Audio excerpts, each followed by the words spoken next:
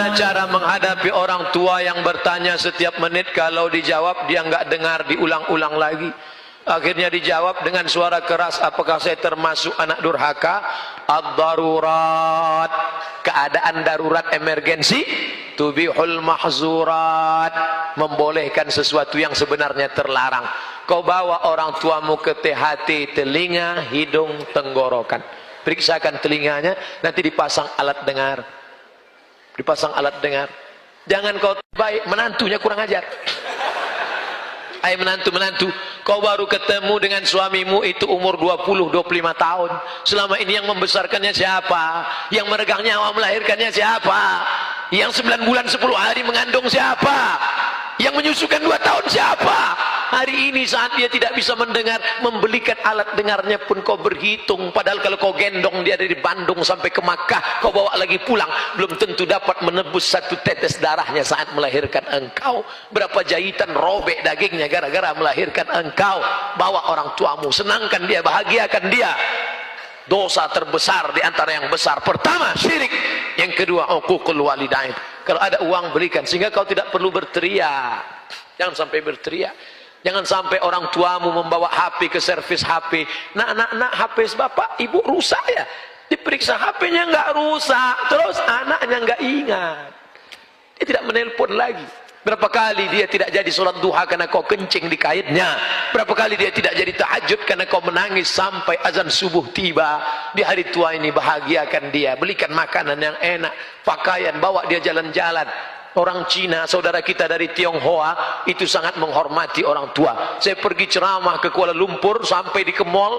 Ustadz, hari ini kita tidak ada ceramah jalan-jalan ke mall. Sampai ke atas saya lihat ada orang tua, satu baris orang tua. Anak-anaknya menyuapkan makanan. Kenapa? Karena mereka percaya rezeki bisa dijolok, rezeki bisa ditarik dengan memuliakan orang tua. Orang tua kata dia hoki. Dia percaya itu. Teorinya kita yang punya, tapi mereka yang mengamalkan.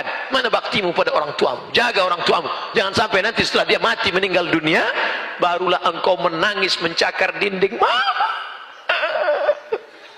penyesalan berakhir tak ada gunanya. Saya kalau sudah melihat ada anak menangis ketika ibunya meninggal, baru dia nangis, ini pasti nyesal karena tak berbakti. Mau saya antukkan aja kepalanya. Dulu waktu dia sehat, waktu dia hidup, kenapa kau biarkan? Sekarang setelah datang orang tua mau minjam uang 50.000 untuk buka puasa.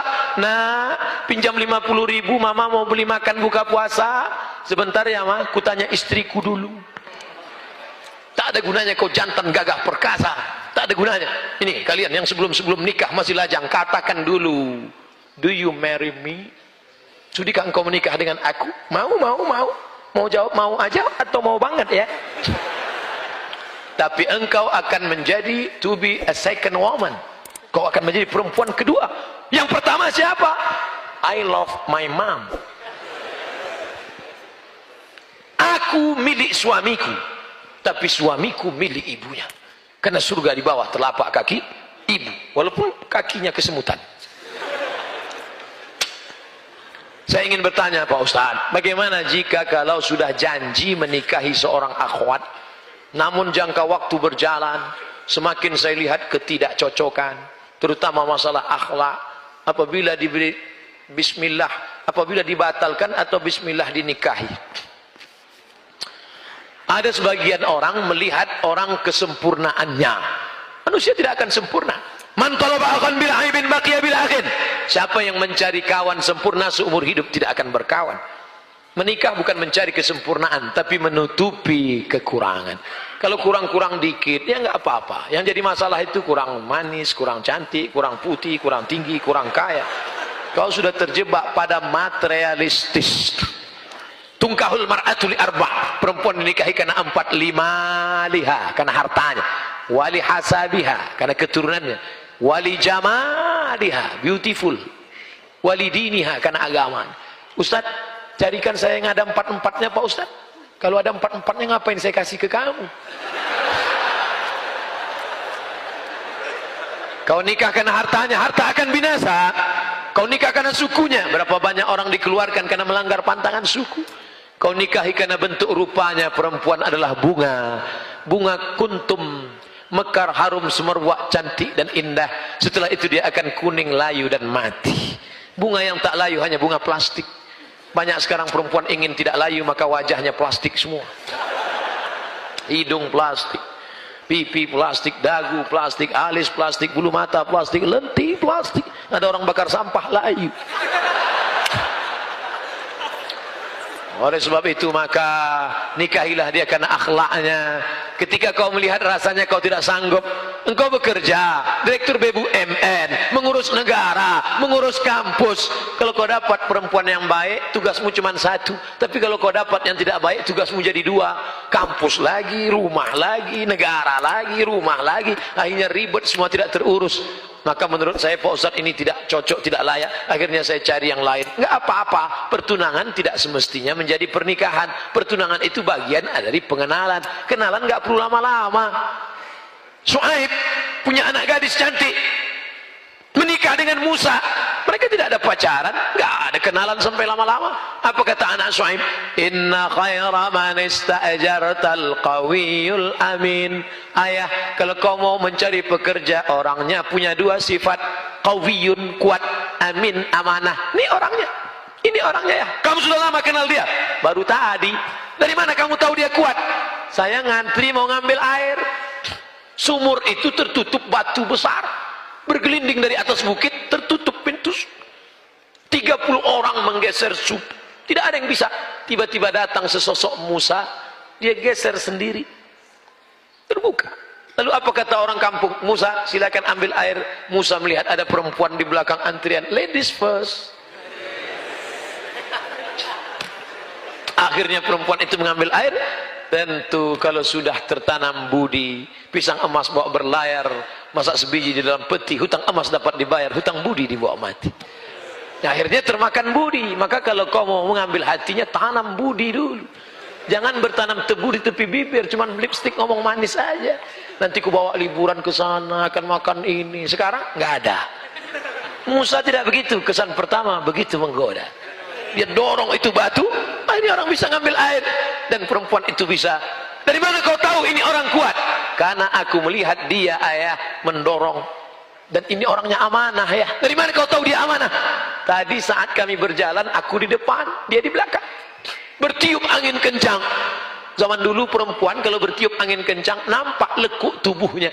Dan Musa menundukkan pandangan berkata, perempuan kau di belakang, aku yang di depan. Perempuan zaman dulu begitu, angin bertiup baru nampak lekuk tubuhnya. Yang sekarang nggak ada angin pun kelihatan. Akhirnya mereka sampai ke tujuan. Syuaib berkata, dari mana kamu tahu Musa ini orangnya kuat dan amanah?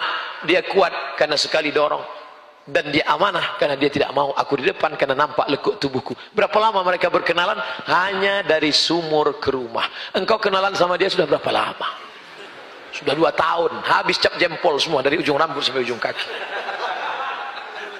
Pacaran-pacaran omong kosong, bohong. Ketika pacaran ya hati-hati ya, awas jatuh. Begitu sudah menikah, mana mata kau tadi? Maka kalian yang soleha-soleha tidak perlu jauh mencari laki-laki yang soleh. Di mana mereka? Di bawah ini mereka. Kalian pantau dari atas, lihat baik-baik. Yang bawah tak perlu melihat ke atas, karena mereka yang akan memilih kalian. Dilihatnya dari bawah. Enak nanti kalian ceritanya. Anak kalian pun enak cerita. Papa, gimana kenal sama mama dulu? Dulu ada tablik akbar di Masjid UPI. Siapa yang ceramah? Ustadz Abdul Somad. Mana Ustadz itu sekarang? Udah mati dimakan cacing. Terus gimana mama? Mama bisa kenal sama papa? Mama sudah ngelihat dari atas. Terus pas turun ke bawah, aku tidak mencari engkau, kau tidak mencari aku. Allah mempertemukan kita. Gimana bisa ketemu? Sama-sama nyari sendal di tempat rak yang sama. Pas lagi nunduk, kepala mama naik kepala. Pas naik ke atas,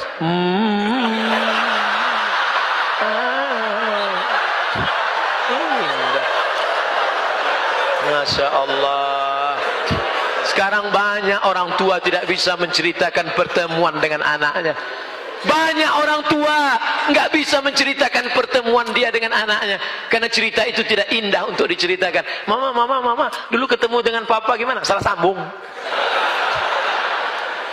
Papa, dulu ketemu dengan mama di mana? Ditangkap Kamtipmas.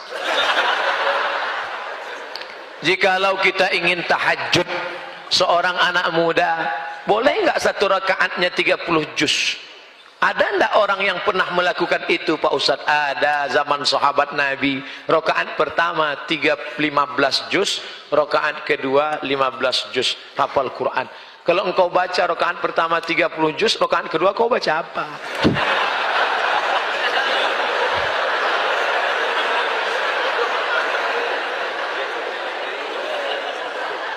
Gimana sholat sunat bisa 15 juz gimana? Saya nggak hafal Quran, kan ada Quran digital. Download Quran digital, sholat. Sholat ngelihat boleh. Mana dalilnya sholat ngelihat apa boleh? Ada seorang laki-laki namanya Zakwan. Siapa namanya?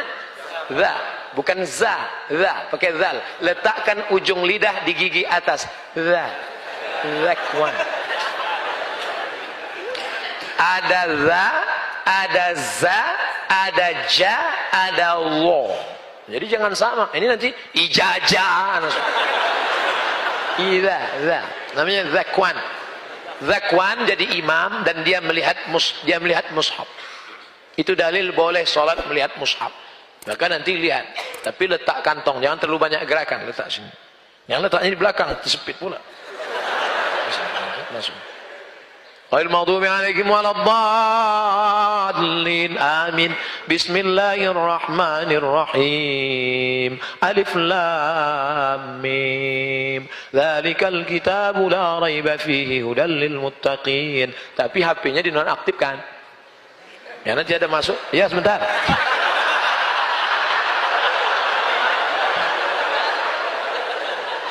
Hanya Quran digitalnya saja bisa. Kapan mau coba? Nanti. Nah, nanti kalian kalau kebetulan umroh ingin sholat di belakang imam Masjid Nabawi, gak bisa ujuk-ujuk datang jam 4 di belakang, gak bisa. Masuknya jam 1. Ini imam Masjid Nabawi, masuk jam 1. Masuk jam 1, sholat sunat di situ. Booking tempat, duduk. Duduk situ, tunggu. Jam 2, jam 3, jam 4, jam 5 azan subuh. 4 jam. Ngapain jam 4? Ngapain 4 jam di situ? Sholat. 1 rakaat 1 juz. 4 rakaat 4 juz. Caranya lihat Quran.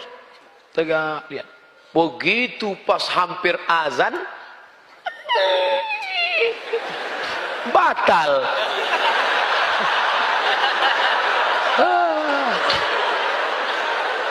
Coba lagi besok malam. Enggak ada yang sia-sia. Bacaan Quranmu dalam masjid itu bernilai i'tikaf insyaallah.